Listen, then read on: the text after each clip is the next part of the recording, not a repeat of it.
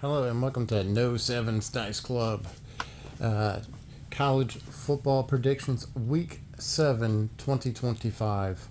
We are on the downhill slide for college football. Um, Hard to believe. I mean, we're almost a halfway point to October. Next week will be. And then we only got a couple more weeks and then college football's over. It is every year. I always say it. It just goes by faster and faster. It's so much entertainment and everything else, and when it's over you're like, you get into February, the end of January, and you're like, God, what did I do on Saturdays, before college football? And that's kind of how I feel right now. It's like, it's like, man, you don't want it to end because you're enjoying yourself so well. But anyway, as I digress, last week we went 2 wins, 1 loss, and 1 tie. So this year we are so far 10 wins, 10 losses, and 3 ties. Man, it's like fighting back and forth, back and forth. But we're gonna see how we do. It's at least for progressing. We started out really rough. We had 2 rough weeks, but now the wins are starting to catch up. So, like I said, just get me to October and November, and we usually do pretty good. All right, how about that Penn State game? Guys, I've been saying it all along. Penn State has not really played anybody until Oregon, and Oregon exposed them like who they were. I never thought they were the number 2 team. I thought Ohio State was, and Miami was right there as number 1, or vice versa, however you want to put it. A lot of people say if you're the national champions, you shouldn't lose the number 1 ranking unless you go down. I can agree with that. So, but anyway, Penn State loses to UCLA. First time in I forgot how many years, the top 10 team, ranked top 10 team, loses to an 0-4 team of the season. It was like 50, 60 years. It was a long record standing. Super crazy. You got to watch out for UCLA. They did it to LSU back in 2021, and it pretty much cost Ed Ogeron his job. It was the downhill slide for Ed Ogeron. So, and UCLA's quarterback, nobody talks about him, but he is just as good, if not better, than Drew Aller is Penn State's quarterback. And, everybody penciled this in. All the money was going towards Penn State. Penn State was going to steamroll them. I saw this as an upset. I almost made this as my super dog pick, but I didn't pick it because I don't know why I didn't do it. I should do a super dog pick every week, even if I don't have a super dog pick in my picks. So, food for thought for next week, maybe. Texas goes down to Florida. Arch Manning. Don't know what's going on with them. Really high pressure. The backup quarterback comes in, drops a dime, 30-yard pass, right on, just throws a rope right to the wide receiver, or it might have been the tight end.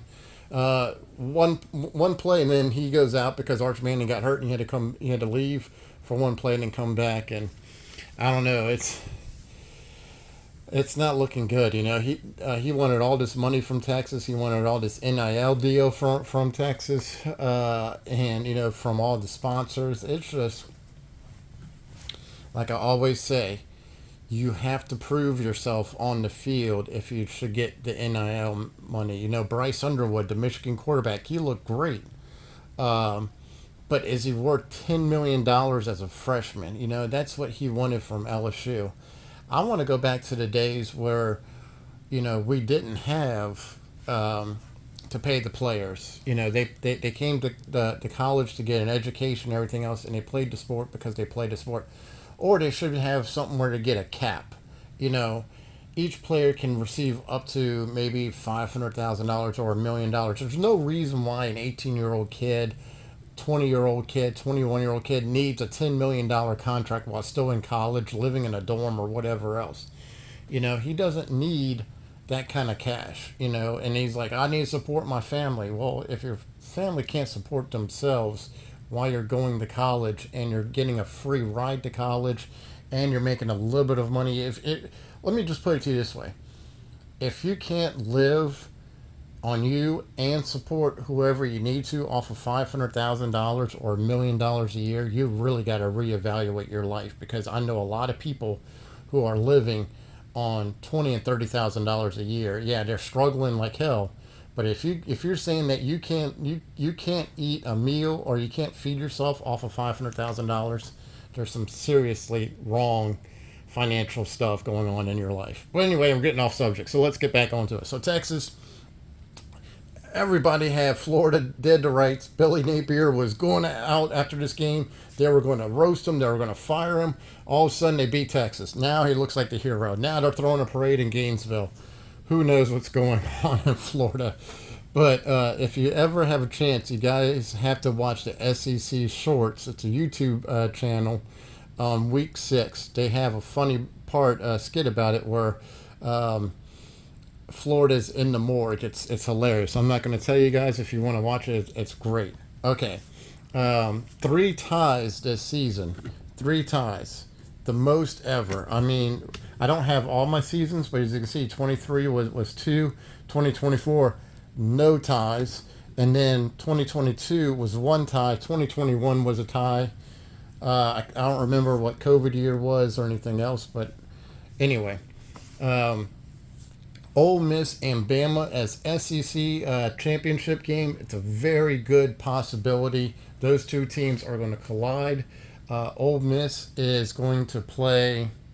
I don't know if they're going to play Bama in the regular season or not, but they got a couple hard teams in October, and then after that, it's pretty much a powder puff for them in November.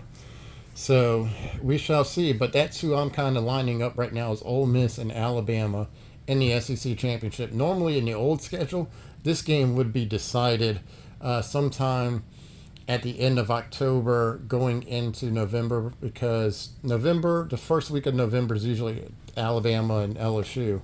But usually this game is hovering right around there. But I don't think they're going to play each other this year because of so many teams in the SEC. Miami, the number 1 team, like I said, you guys can say it all you want to. Ohio State's number 1 because they never lost. Okay, I give you that.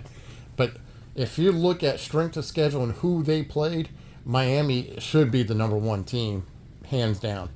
And they just won the state championship. And I love what Cristobal said, the head coach for Miami. He goes, "We are the Florida state champions. Florida state champions right here." That's right. You know, because they beat everybody in Florida who they needed to beat. So it was great that he made that comment. And I think they were last year's state champions also. But my hat's off to Miami. And every year I usually do a championship pick. Last year was the first year ever that I was off. And it wasn't off by much. I picked Texas. Texas lost to Ohio State barely. And I picked Texas to win the championship, national championship. Every other year I picked the winner. This year, I always pick it at this time. Usually week 6 is usually who my pick was. So I'm a week late, but I think Miami is going to be the national champion. They got everything there. Whoever plays them on that level has got a full fight on their hands. Their defense is solid. Their defense is playing smart. Their offense is doing great. The quarterback, I can't think of his name, who came from Georgia, he's playing outstanding. It's a great team. I mean, they lost their quarterback last year in the draft. I'm trying to remember his name too. I'm drawing a complete blank right now on quarterbacks for Miami, so I'm sorry, guys. You guys can put it in the comments. But you know, was it Carson Beck, I think is his name? He came in from Georgia, and there he goes. He just plug it right in. They don't drop a beat. Really great team is Miami, and I'm really looking forward to see how they play in the playoffs. I'm picking them as my championship team this year, and let's see how they do, you know, and we'll go from there. Okay, let's get into week 7 picks, because I've been spending too much time on this, so let's get into Week 7, there's the Super Dog picks. No, Week 7 is going to have a 0-2. But let's get into Alabama and Mizzou. Mizzou is plus 3.5. Alabama is -2. -3. I'm already getting ready to say what I want to say. It's an 11 a.m. kickoff. Alabama beat Vandy last week. They got the revenge game. They played really well. They're playing a great, solid, you can say complimentary football right now. They're doing a great job, offense and defense. I think Kalen DeBoer has got this team really focused on who Alabama is again. They are going to Missouri. It is an 11 a.m. game. Those games can get kind of wacky for Alabama. So this game is going to be kind of close. What I did was I went ahead and I took Alabama. I bought it down a 0.5 point. So I have Alabama -2.5 in this game. I think this game is going to come down to a last-second field goal between the two teams. It's going to be a close game all the way through. I really do believe. So I think Alabama's going to kick the game-winning field goal with about 30 seconds left of the game. So that's the reason why I'm going to take Alabama -2.5. Okay, it is locked in. Next up is Oregon versus Indiana. Oregon is at home. Game day is going to be there. You guys always roast me. You never say no segments. You never pick the top teams because I like to do easy teams. Why make it stressful? Why pick stress-free? Pick stress-free games. Why pick the stress games? But I really do like this lineup. Indiana is a great team. This is going to be a top 10 matchup. Like I said, game day is going to be there. It's always interesting to see how Oregon is going to respond, but Oregon always puts on a great show for game day. Love the Oregon Duck. He's got so much character. This game is at 2:30 p.m., so it's going to be an even earlier game because that's Central Standard Time. So this game is going to be around 12:30, I think, if I got the time. And it's going to be rocking atmosphere and everything else. This is kind of reminds me of the Penn State game. Oregon won that. This is going to be a really good test at home. I think Oregon is going to keep this close. Indiana is going to keep this close, and Oregon is going to push through. Right now, Indiana's plus 7.5. I think that's a little too high for me. Like I said, this is going to come down to a field goal. A touchdown. It might even come down to a field goal. But I think Oregon, when you play in Oregon, they got everything in front of them right now. And so they have to keep their foot mashed on that gas pedal because they know what's coming up with Ohio State and everything else. Playoffs are on the line. Everything is starting to add up. So Oregon's really got to get that eye candy. Everything's got to work out for Oregon in this game. And with game day being there, everybody's going to be pumped. What I'm going to do is I'm going to buy it down. I'm going to take Oregon -6.5, buy it down by a full point. So -6.5, Oregon. Really looking forward to it. Indiana's going to have their first real road test in this game.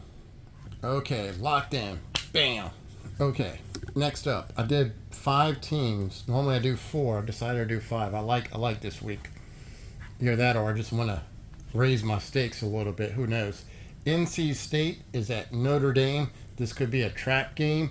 Notre Dame just got off playing Boise. It was a pretty big upset. I don't know how it was an upset, I didn't expect Boise to win, but they're calling it an upset. Notre Dame handled business and took care of it. But NC State is going to Notre Dame. Notre Dame is -22 points. This is a 2:30 p.m. kickoff. I've taken up way too much of your time. We're already on 15 minutes.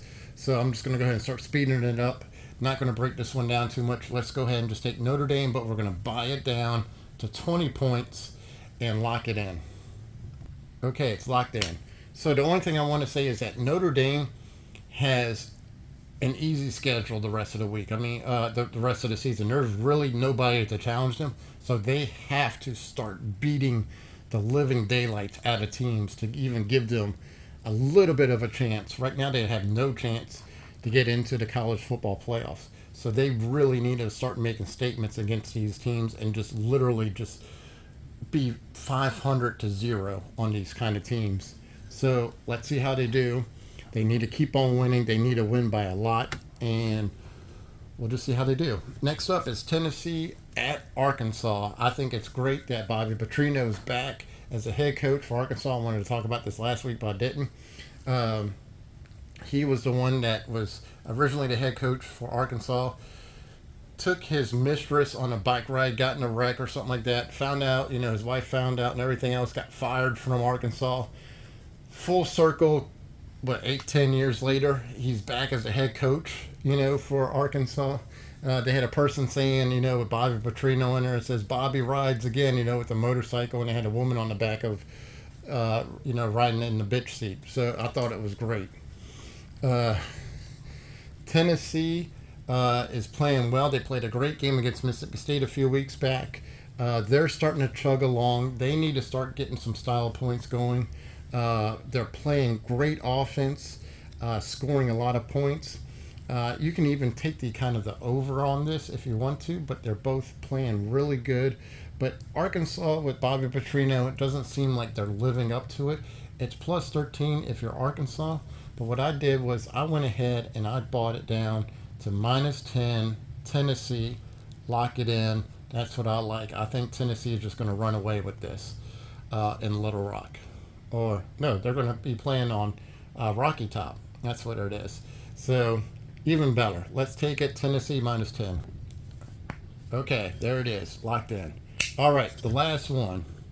Georgia at Auburn. Auburn is plus 3.5, 6:30 game.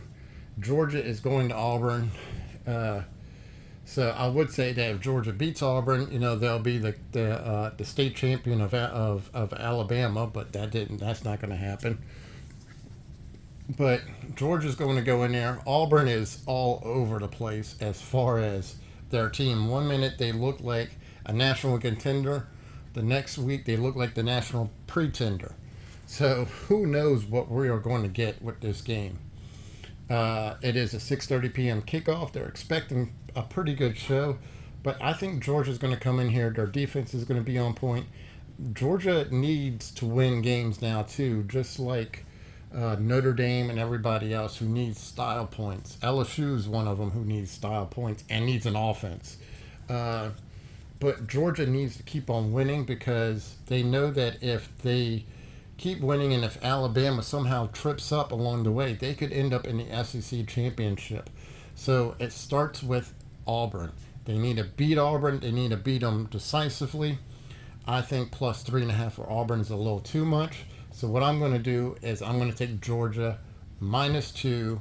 I think Georgia's going to win this. I think they're going to win this by a lot. I think they're going to win this by like 5 or 6 points. But I do like the minus 2. So that's what I like. I'm going to take Georgia minus 2.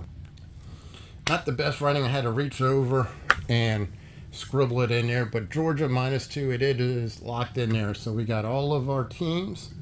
And like I said, week 7 is a 0. I'm going to have a week 8 pick for you. But I was doing really good for a while, as you can see. And I just didn't pick anybody. I don't know who to go for my super dog pick. I might make a pick at the last minute and put it on the board for you guys. But you guys won't hear it till we're in week 8. So there you go. But anyway, I appreciate it. I took way too much time for you guys, but I am going to get out of here. But good luck to your picks. I hope you guys are doing well. And No Sevens is going to catch you on week 8 for college football picks. And I got a craps video coming out for you. So I will see you on the flip side.